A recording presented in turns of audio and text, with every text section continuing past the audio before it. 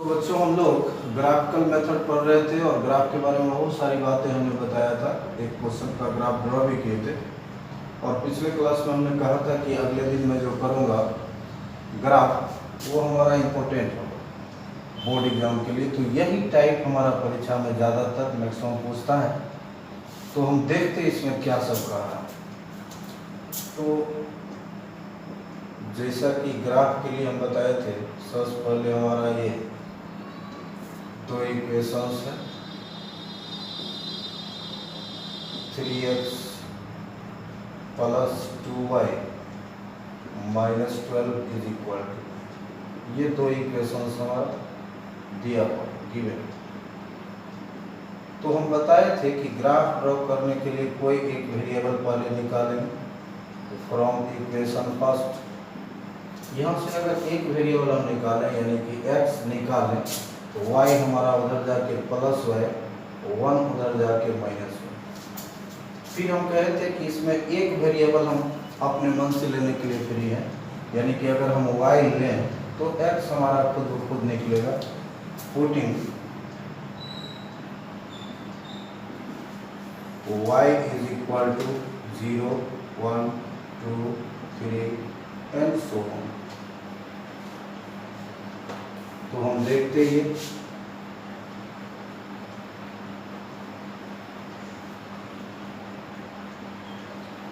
ये हमारा x है, ये y। अब हम y का वैल्यू लेते हैं अपने मन से।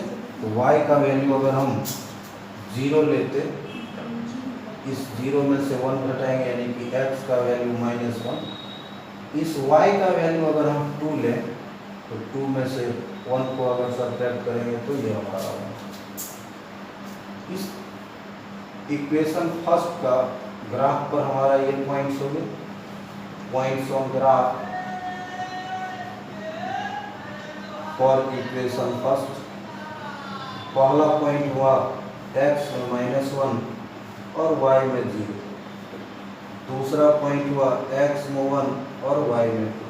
हमने बताया था आपको पिछले क्लास में कि लीनियर इक्वेशन का ग्राफ एक स्ट्रेट लाइन होता, और हम सब कोई जानते हैं कि अगर दो पॉइंट हमें मिल जाए तो दो पॉइंट से हम लोग एक स्ट्रेट लाइन ड्रॉ कर सकते हैं। इसीलिए हम सिर्फ दो ही पॉइंट लिए।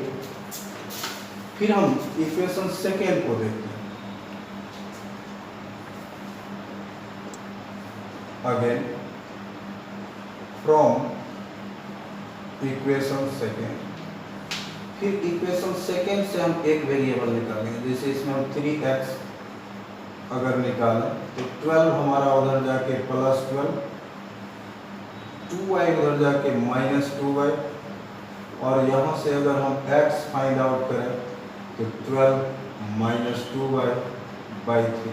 फिर हमारा कुछ ऐसा आ गया कि अगर हम y का वैल्यू अगर अपने मन से लें, जैसा कि हमने बताया कि एक वैल्यू लेने के लिए हम फ्री हैं, एक वैल्यू हमको लेना है। तो y का वैल्यू अगर कुछ भी लेंगे तो हमारा x खुद ब खुद निकलता जाएगा।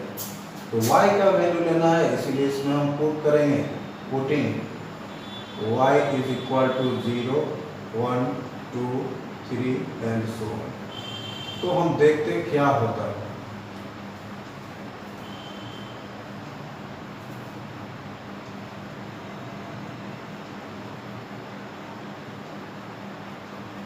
ये x, ये y का वैल्यू हम लेंगे। तो y का वैल्यू अगर हम 0 लें, y का वैल्यू अगर हम 0 लिए तो 2 को 0 से मल्टीप्लाई करेंगे तो 0, और 12 से 0 गया तो 12/3, यानी कि x हमारा 4 आ गया।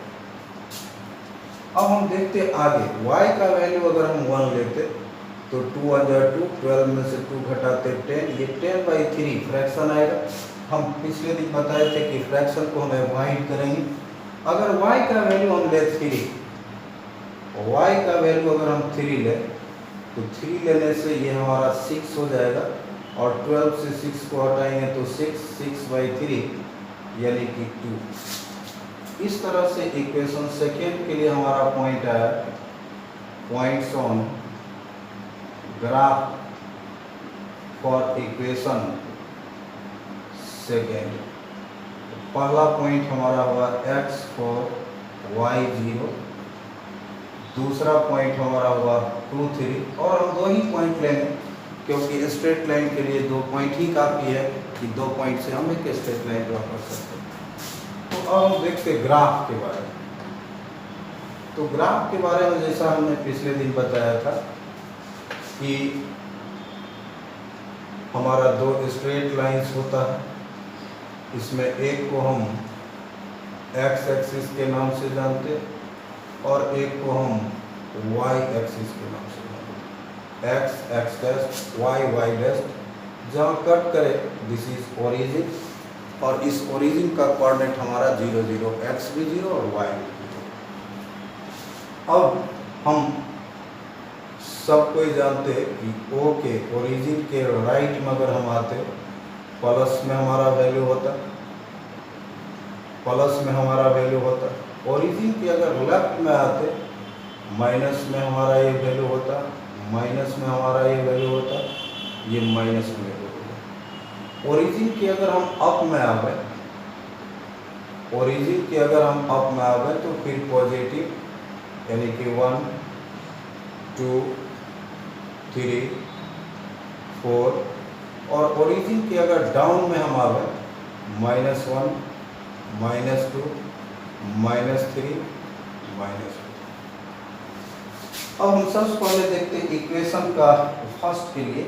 फर्स्ट का हमारा पहला पॉइंट है -1 0, तो -1 और 0, -1 और 0 हमारा ये पॉइंट हो गया, ये पहला पॉइंट हुआ ए, हम इस पर शो करेंगे, इसका कोऑर्डिनेट -1 0।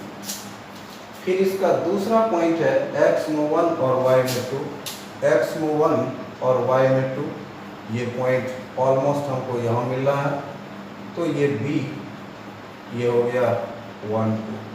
अब हम बताए थे कि 2 पॉइंट को ज्वाइन कराएंगे, दोनों पॉइंट को, और दोनों पॉइंट को ज्वाइन कराते हुए एक हम स्ट्रेट लाइन ड्रॉ करेंगे। आप स्केल से करोगे आपका बिल्कुल सीधा आएगा।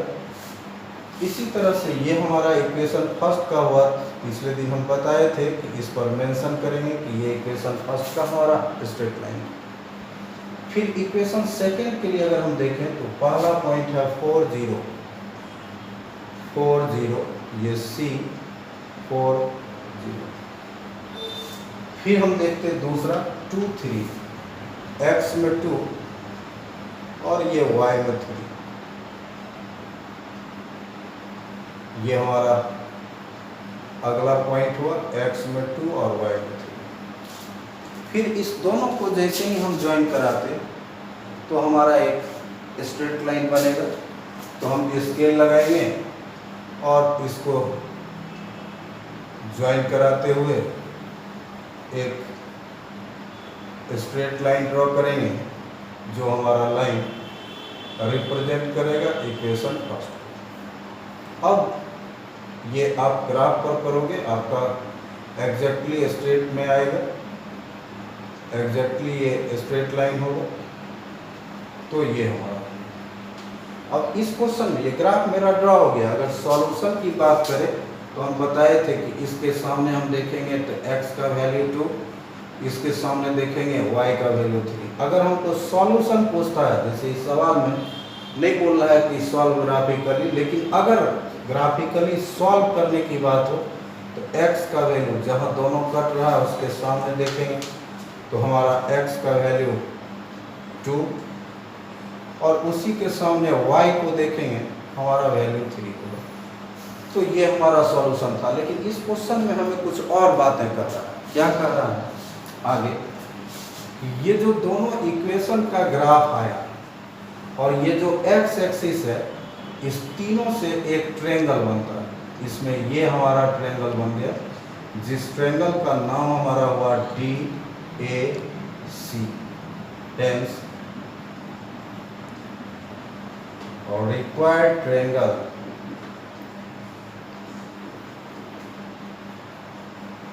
Is triangle ACD। इसके बाद भी हमको इसमें एक क्वेश्चन पूछता कि जो ट्रायंगल बनेगा उस ट्रायंगल के सारे वर्टेक्स का कोऑर्डिनेट बताओ। और इसका कोऑर्डिनेट हो जाएगा हमारा कोऑर्डिनेट्स ऑफ वर्टिसेस की अगर हम बात करें तो पहला वर्टेक्स इसका हमारा ए है, तो हमारा ए का कोऑर्डिनेट हो जाएगा -1 0।